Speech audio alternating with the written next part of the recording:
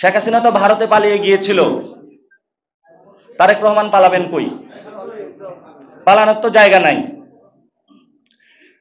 কারণ আওয়ামী লীগের একটি বন্ধু রাষ্ট্র ছিল, বিএনপি বলে তাদের নাকি বন্ধু রাষ্ট্র নাই।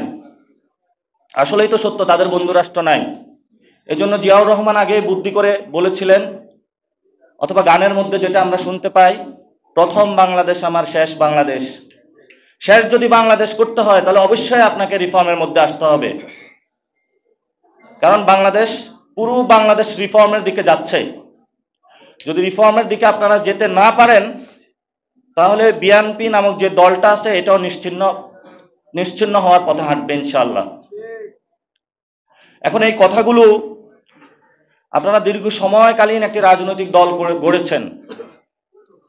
এই রাজনৈতিক দল একটা ব্যবসায়িক দলের মধ্য দিয়ে এসেছে। এইটিজের দশকে যারা এসেছিল, এমপি হয়েছিল, তাদেরকে হলো গার্মেন্টস ব্যবসা দেওয়া হয়েছিল, বিদেশে যে লোক পাঠানো সেই ব্যবসাগুলো দেওয়া হয়েছিল। সেই ব্যবসাগুলো করে তারা হলো ভোটের মাঠে গিয়ে হলো টাকা দিয়ে ভোট কেনার যেই একটা নিয়ম রীতি সেটা চালু করেছিল।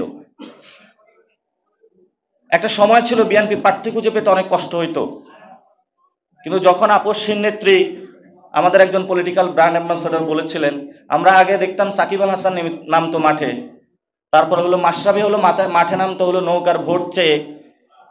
এখন নতুন ব্র্যান্ড অ্যাম্বাসেডর রাজনীতিতে এসেছে, তারা হলো ধানের শীষে হলো ভোট চায়।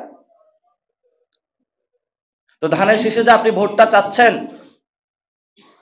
আপনি আগে একটু বলতে হবে যে সংস্কার প্রক্রিয়া কিভাবে বাস্তবায়ন হবে সেই বিষয়ে বক্তব্য দিয়ে আপনি ধানের শীষে ভোট চাইতে হবে। আমরা আপনাকে সম্মান করি, কারণ শহীদ ফ্যামিলিদের আমরা সম্মান করি, কিন্তু যেই ধরনের হাহা রিয়াকশন আসতেছে আপনাদের একটু ভাবা উচিত। আমরা শুরু থেকে বলে আসছি শহীদ ফ্যামিলিদের প্রতি আমরা নমনীয়,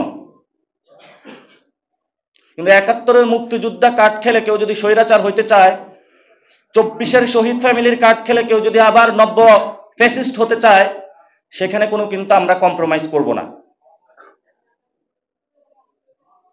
আমরা ওই সময় দেখেছিলাম ৭১-এর পরে যারা সত্যিকার মুক্তিযোদ্ধা ছিলেন, যারা সত্যিকার অর্থে সাম্য, মানবিক মর্যাদা, ন্যায় বিচার চেয়েছিলেন, তাদেরকে এক পাশ কেটিয়ে নতুন কিছু কম্বল চোর আবিষ্কার হয়েছিল, চোর বাটপার আবিষ্কার হয়েছিল, যারা মুজিব ভাই বলে সারাদিন মুখে ফেনা তুলেছিল, তারা বাংলাদেশটা একটা ফ্যাসিজমের দিকে নিয়ে গিয়েছিল। আর এখন নতুন করে ২৪-এর জুলাই শহীদদের রক্তের উপরে দাঁড়িয়ে তারেক ভাই স্লোগান দিয়ে নতুন করে বাংলাদেশে নতুন ফ্যাসিজম আনার আয়োজন চলছে। আমরা তাদেরকে সতর্ক করছি, ভুলেও এ ধরনের পদক্ষেপ নেবেন না, কারণ ইতিহাসে এই ধরনের যারা পদক্ষেপ নিয়েছিল তারা এখন ভারতে, কলকাতার অলিতে গলিতে না খেয়ে বেড়াচ্ছে।